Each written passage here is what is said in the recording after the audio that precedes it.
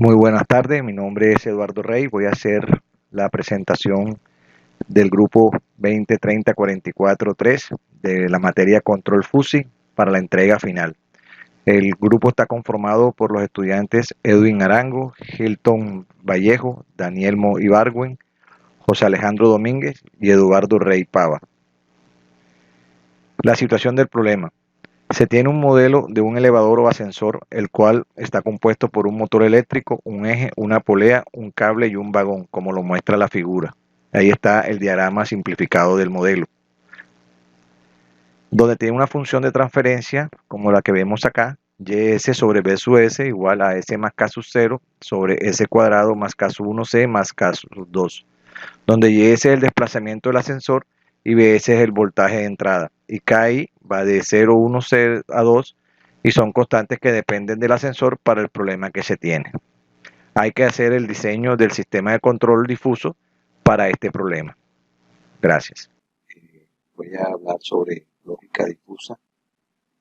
Lo primero, antes de hablar de lógica difusa, hay que tener en cuenta es definir qué es un conjunto difuso.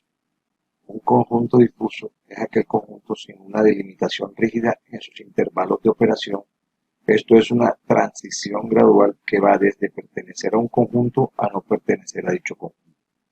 En otras palabras, un conjunto difuso puede tener elementos de forma parcial. Esto indica que cualquier elemento de este conjunto puede tener un grado parcial de verdad de pertenecer a dicho conjunto. Ejemplo de conjunto difuso podemos tener clasificar las personas por estatura, clasificar las manzanas por su madurez o clasificar las personas por su edad, como lo vemos aquí en el ejemplo. Una vez que tenemos claro la definición de conjunto difuso, podemos determinar que la lógica difusa puede utilizar expresiones que no son ni totalmente ciertas ni completamente falsas. Es decir, es la lógica aplicada a conceptos que pueden tomar un valor cualquiera de veracidad dentro de un conjunto de valores que oscilan entre los extremos de la verdad absoluta y la falsedad total. Por tal razón, los sistemas de control basados en lógicas difusas combinan variables de entradas definidas en términos de conjuntos difusos, por medio de grupos de reglas que producen uno o varios valores de salida. Una de las principales ventajas de la lógica difusa es que permiten representar el conocimiento común, que es mayoritariamente del tipo lingüístico cualitativo y no necesariamente cuantitativo, en el lenguaje matemático a través de la teoría de conjuntos difusos y funciones características asociadas a ellos. Permite trabajar a la vez con datos numéricos y términos lingüísticos. La lógica difusa fue investigada por primera vez a mediados de los años 60 en la Universidad de Berkeley, California, por el ingeniero Lofi Sedek, cuando se dio cuenta de lo que él llamó el principio de incompatibilidad, que en sus palabras dice que conforme a la complejidad de un sistema aumenta, nuestra capacidad para ser precisos y construir instrucciones sobre su comportamiento disminuye hasta el umbral más allá del cual la precisión y el significado son características excluyentes. Él también introdujo el concepto del conjunto difuso, bajo el que reside la idea de que los elementos sobre los que se construye el pensamiento humano no son números, sino etiquetas lingüísticas. Una vez que tenemos claro lo de la lógica difusa y los conjuntos difusos, podemos hablar del control difuso. Entonces, el control difuso sienta sus bases en la lógica difusa. Esta presenta una alternativa al razonamiento clásico y a la teoría de conjuntos, introduciendo los grados de verdad en una proporción y el grado de esta pertenencia a un conjunto como valores reales en el rango de 0 a 1. Esto con el fin de lograr una aproximación más realista del razonamiento humano, donde los límites no están definidos. Con base en este raciocinio es posible plantear controladores no lineales. Ventaja de este control es que no requiere conocer el modelo dinámico del sistema a controlar, por tanto el control difuso no requiere identificar el sistema, no necesita aproximar el modelo, no es necesario linealizarlo. Buenas noches, mi nombre es Alejandro Domínguez. Voy a aclararles un poquito de la función que es membresía. La función membresía es la encargada después de realizar como tal el sistema de que se muestre una gráfica. Las gráficas son de entrada y de salida del controlador difuso o cualquier otro tipo de controlador. Pues en este caso es este. Bueno, las funciones de membresía, las más conocidas, son tres. La primera,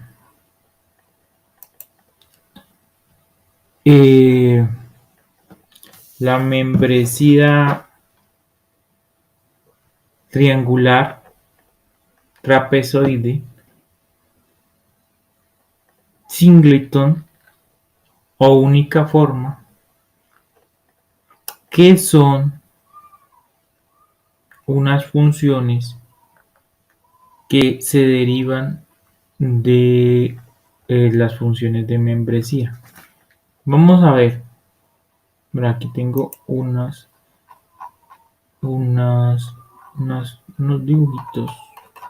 dibujitos de la función.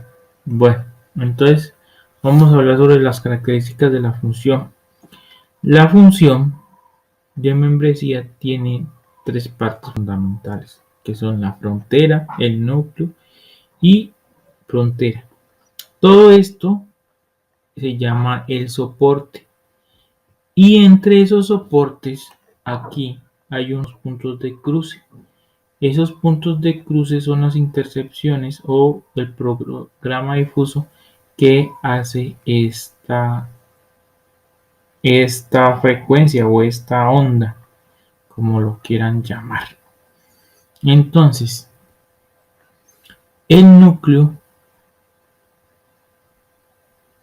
siempre va a ser la línea superior igual a 1, ¿cierto? Y lo demás es menor a 1, ¿sí? Según las fórmulas que tenemos acá al lado. Los cruces son del 0.5, o sea, estos. Eso sería la función de membresía. Entonces vamos a MATLAB. ¿Dónde está el MATLAB? MATLAB. Vamos a MATLAB. Aquí tengo el programita de MATLAB donde uno lo modifica para realizar los ajustes según lo que necesite, ¿cierto? Entonces vamos a ver el impulso, la primera diapositiva cuando entra la señal, ¿cierto? Esto es entrada y la otra es salida, ¿listo? Aquí modificamos los rangos. Vamos a colocar el que necesitemos, unos 7, y miren lo que cambia la señal, ¿cierto? Coloquémosle 1, 1, 9, 2. Miren cómo va cambiando la señal. Listo. Aquí se le coloca el nombre y aquí se le modifica los parámetros. Listo. Es como queda, ¿cierto? Aquí se puede modificar esta función del nombre, se le cambia acá. Listo, lo que quiera. Y la curvatura, según lo que usted necesite. Listo. La salida es lo mismo. Entonces, si quiere cambiarle la curvatura, la cambia acá. La cambia acá, según la necesidad que tenga, según el programa que esté desarrollando y el controlador. Listo. Muchas gracias. Muy amables por todo. Muy buenas noches, tutor José David. Mi nombre es Edwin Arango, estudiante de Control FUSI, el grupo número 3, dando continuidad a la explicación de nuestros compañeros para el desarrollo del del problema planteado para el curso, me corresponde presentar las reglas de control, las cuales fueron definidas inicialmente por las funciones de membresía explicadas por mi compañero, en las cuales se definen que tenemos un sensor 1 y un posicionamiento del motor, y a cada variación que tengamos en la entrada del sensor 1, pues la posición del motor va a variar, lo que se traduce en la cabina del ascensor en qué piso va a estar. Entonces, para nuestro sensor 1 en la posición PNG o PNP, PPG o PPP o PC, entonces cada uno va a tener un voltaje. Ese voltaje se traduce, si vemos las gráficas, en un voltaje de posicionamiento del motor. Entonces, nuestras gráficas de control, al tener una variación en el sensor 1, que es la entrada, nos va a hacer un desplazamiento a la posición del motor, lo cual permitirá que la cabina baje o suba respectivamente. Si verificamos la gráfica de respuesta del controlador, una gráfica de respuesta tipo escalón, podemos identificar que tenemos definido desde menos 40 a 40 para el sensor, la entrada del sensor, y un posicionamiento del motor desde menos 20 a 20. Entonces eso quiere decir que si el voltaje del sensor es positivo, el desplazamiento del motor va a ir ascendente, el elevador se va a subir, o si el desplazamiento del motor es negativo, pues el desplazamiento de la cabina del ascensor va a tender a disminuir. Le doy paso a mi compañero con el punto siguiente. Muchísimas gracias. Buen día, tutor, compañeros. Mi nombre es Daniel Andrés Ibargüen. En este caso voy a explicar lo que es la respuesta al impulso de nuestro controlador. En este caso, pues ya habiendo explicado lo que son las funciones de membresías que hemos utilizado en nuestro controlador, tenemos un conjunto universo donde está la posición del motor, que va desde los menos 35 a los 35 centímetros, indicando pues que el motor va de un extremo a otro. ¿Por qué menos 35 centímetros? Porque digamos estamos en un extremo del motor y lo llevamos hasta el otro extremo, sería 35 centímetros. Pero para que el motor se devuelva, nuestro controlador tiene que saber de que hay unas posiciones negativas. Entonces nuestras posiciones negativas sería cuando el motor se devuelve. Entonces tenemos menos 34, menos 33, menos 32. Ya diciendo eso, pues habíamos aplicado unas reglas. Esas reglas nos habían dado una respuesta del controlador. Su gráfica pues indicando si la entrada del sensor es tal, cuál sería la posición a aplicar, el voltaje a aplicar para que haya un desplazamiento.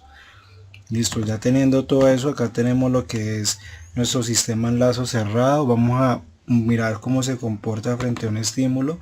En este caso, ese estímulo es para decirle al controlador que por favor ponga nuestro motor en una posición de 2 centímetros. 20 centímetros, perdón. 20 centímetros. Hagámoslo con 20 centímetros o 15 centímetros. Una vez aplicado eso, le vamos a dar aquí OK y vamos a aplicar. Bueno, nos da la siguiente gráfica donde podemos ver pues que en nuestro sistema inicia pues en 0 como habíamos especificado.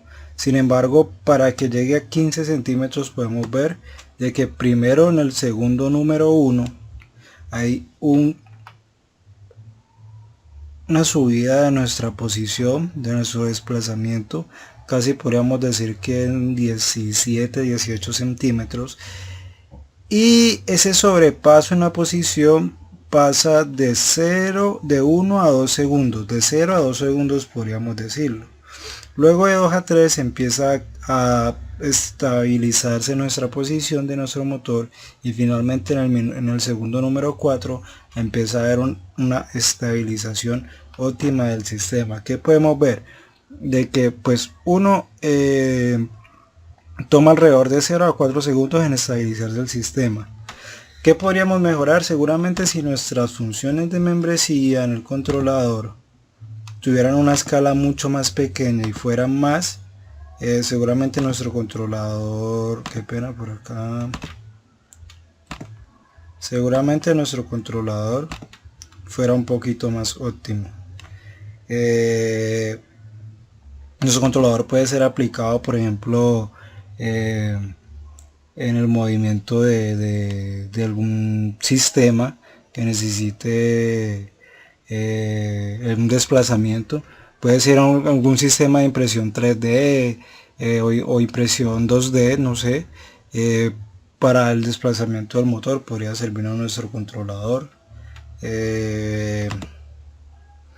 Bueno, esa sería mi parte de la exposición. Recordemos que los controladores difusos pueden tener también múltiples entradas.